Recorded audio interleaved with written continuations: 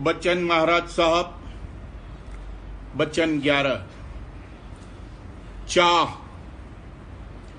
जब तक चाह की जड़ मौजूद है तब तक आवागमन नहीं छूटता और वो किसी वक्त जरूर अपना इजहार करती है। जिस कदर हो सके अपने चित्त की वृत्ति को संसार से हटाते रहना चाहिए। जन्मान जन्म के कर्म फल और वासना इसके संग लगे हुए हैं, उसी अनुसार भटकता और भ्रमता है और देह धारण करता है। यहाँ की आशा वासा जब दूर होगी और परमार्थ की तरफ चित्त मुखातिब होगा तब इस जीव का गुजारा हो सकता है, नहीं तो जब तक चाह और वासना का तुख्म मौजूद है तब तक आवागमन नहीं छूटता और चाह ही के सबब से दुख सुख भोगता है। तेरे मन में जो नहीं वासना तन संग भोग विलास की, तब कौन तुझको खींचता कि तू जग की चोर सरा में आ। तेरी चाह दुख सुख रूप है, तेरा मन ही काल और जाल है। तेरी आस जग की पुकारे है कि तू फेर में तू व मैं के आ। चाह की परख पहचान स्वप्न में हो सकती है, वहां ये आजाद है। जो कुछ सच्ची हालत इसकी है स्वप्न में प्रकट होती है, क्योंकि वहां कोई दाब यानी दबाव नहीं रहता। जब तक जागृत अवस्था में यहां समझबूझ के साथ रोक टोक कर रहा है तब तक इसकी सच्चाई और सफाई काबिल एतबार नहीं है। स्वप्न में ज्यों की त्यों जो हालत है उसका बेतकल्लुफ इजहार होता है। इसके सिवाय बीज रूप छिपी हुई चाहें अंतर में धरी हुई है, जिनकी अभी इसको खबर भी नहीं है। मरने के बाद भी चाह और वासना इसके संग जाती है।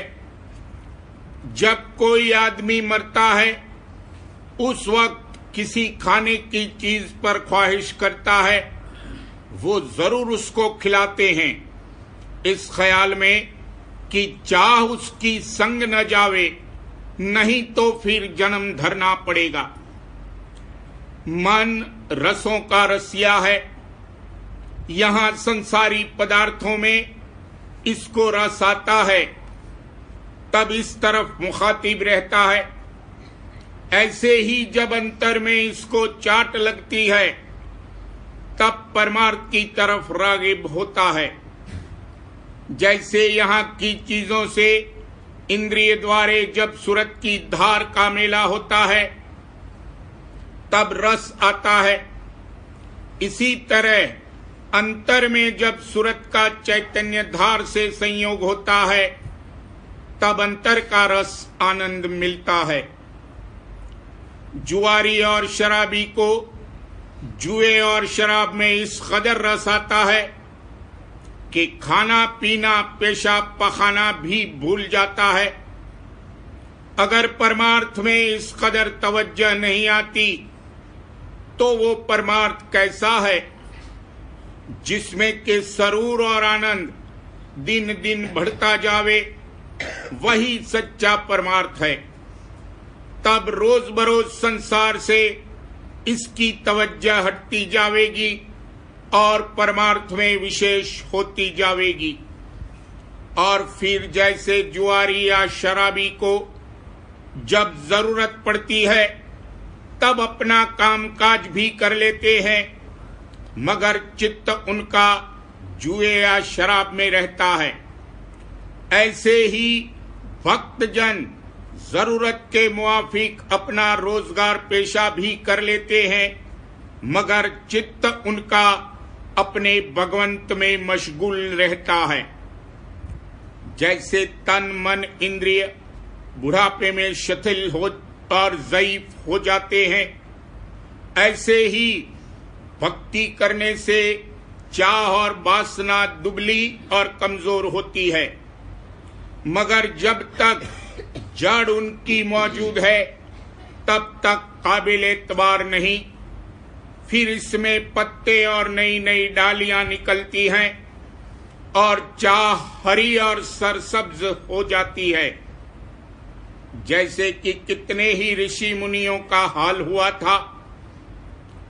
दृष्टांत, श्रृंगी ऋषि अकेले वन में रहते थे, पवन का आहार करते थे और एक बार दरख्त पर जबान मारते थे। राजा दशरथ के औलाद नहीं होती थी। वशिष्ठ जी जो उनके कुल पुरोहित थे, उन्होंने कहा कि विधि पूर्वक यज्ञ क्रिया और हवन होगा तब बेटा होने की उम्मीद हो सकती है, और ऐसी क्रिया सिवाय श्रृंगी ऋषि के और कोई नहीं कर सकता है। राजा दशरथ का हुक्म हुआ कि जो कोई श्रृंगी ऋषि को यहां लावेगा उसको हीरे जवाहिर का थाल भरकर मिलेगा। एक वेश्या ने कहा, मैं ले आती हूं। वो वहां गई, देखा कि श्रृंगी जी बड़ी समाधि में बैठे हैं। जिस दरख्त पर के जबान लगाते थे वहां एक उंगली गुड़ की लगा दी। ऋषि जी ने जबान लगाई, चाट पड़ गई। पहले एक दफा जबान मारते थे, उस रोज 2 दफा मारी, दूसरे रोज 3 बार मारी। इस तरह रस बढ़ता गया और ताकत आने लगी। वो वेश्या जो छिपके बैठी थी, उसने हलवा पेश किया। तब थोड़ा थोड़ा हलवा खाने लगे। बदन जो दुबला था वो पुष्ट होने लगा। ताकत आई, माई पास थी, सब कार्रवाई जारी हो गई। 2-3 लड़के हुए। किसी बहाने श्रृंगी से वेश्या ने कहा, चलो राज दरबार में, यहां जंगल में लड़के भूखे मरते हैं। बेचारे उसके साथ हो लिए। 2 लड़कों को दोनों कंधों पर उठाया और एक का हाथ पकड़ा। पीछे वो माई साथ चली। इस दशा में राजा दशरथ के दरबार में पहुंचे और वहां क्रिया हवन वगैरह की कराई।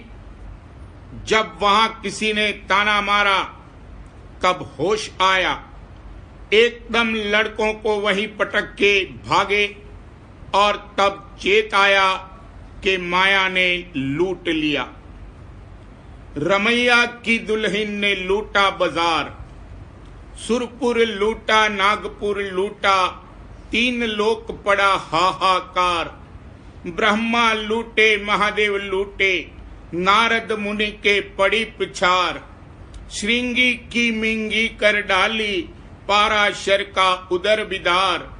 कनफू का चिदा काशी लूटे, योगीश्वर लूटे करत विचार।